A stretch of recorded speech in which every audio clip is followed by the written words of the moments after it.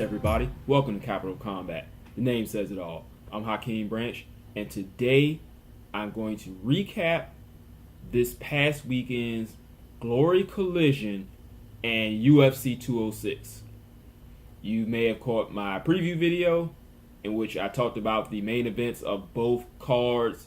On Glory Collision, we had Badr fighting in the Glory kickboxing ring for the first time against the heavyweight champ Rico Verhoeven in a non-title attraction, which was just a big-time fight in the kickboxing community. And then we had on UFC 206, Max Holloway versus Anthony Pettis for the interim featherweight 145-pound title.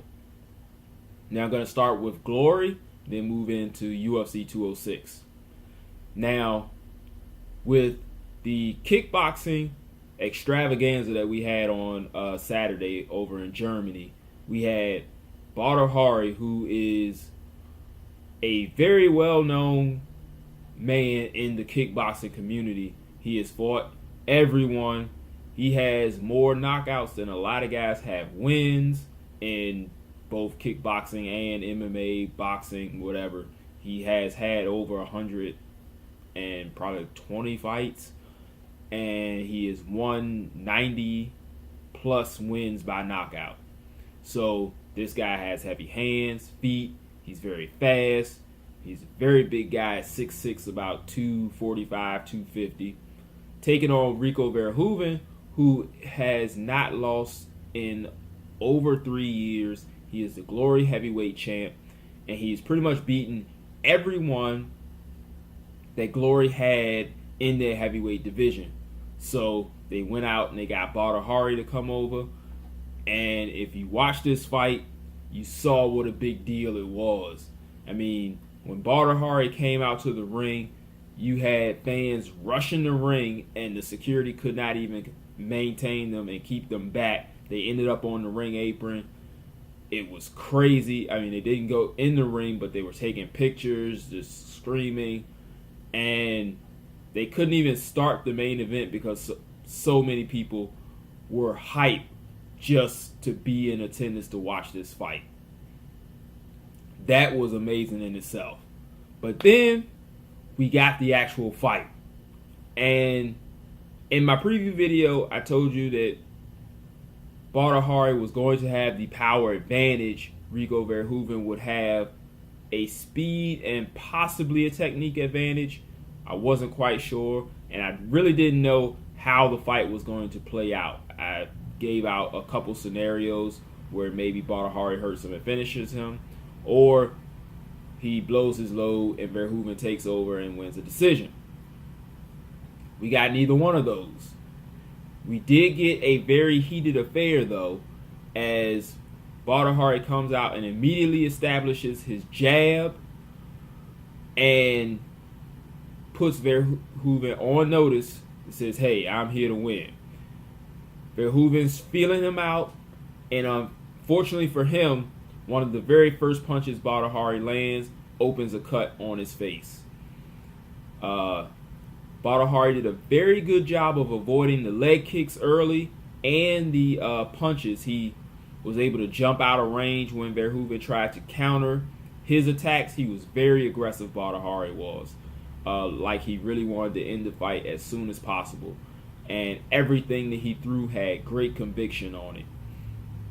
He did an excellent job with his right hand to the body and then coming back over the top with a looping right hand to the head that landed frequently for him. And you could tell that Rico Verhoeven was affected by it, but he wasn't hurt by it. Like, he was like, hey, this guy hits pretty hard. Let me back up and reset and try this again.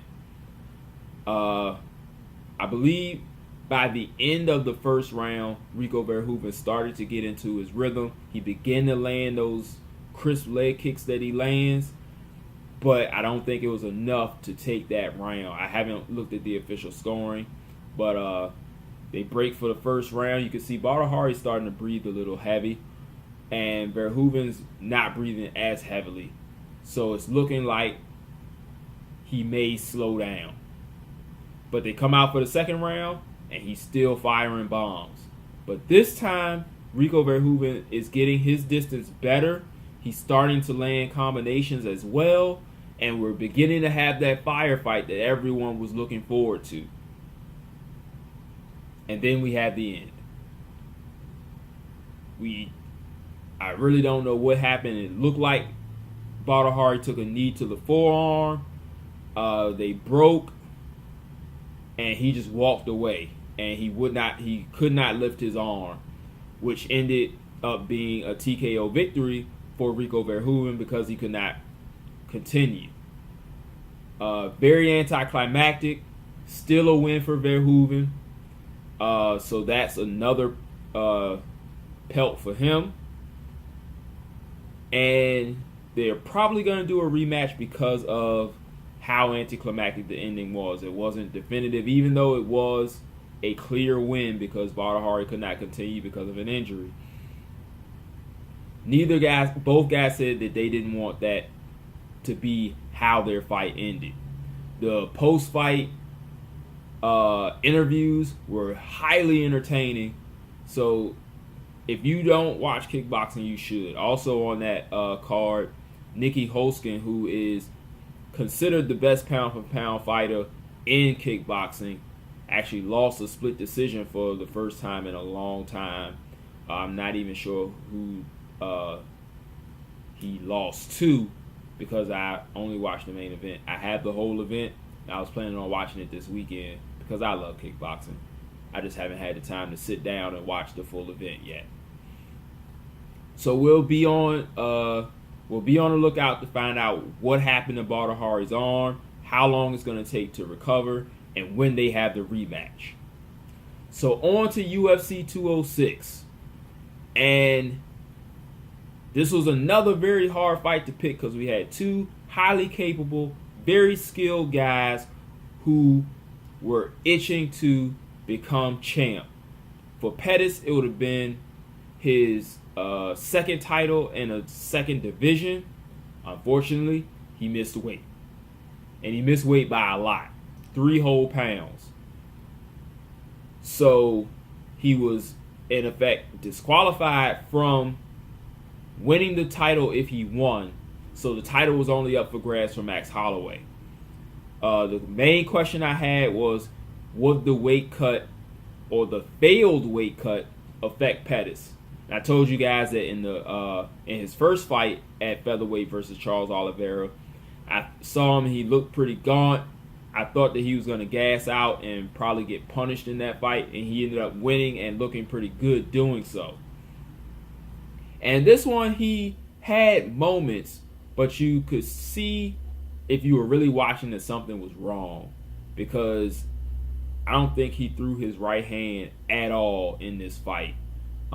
He did reveal later on that he had broken his hand, but as far as in the actual fight itself, both guys did a great job keeping their range that kept them to land their optimal strikes.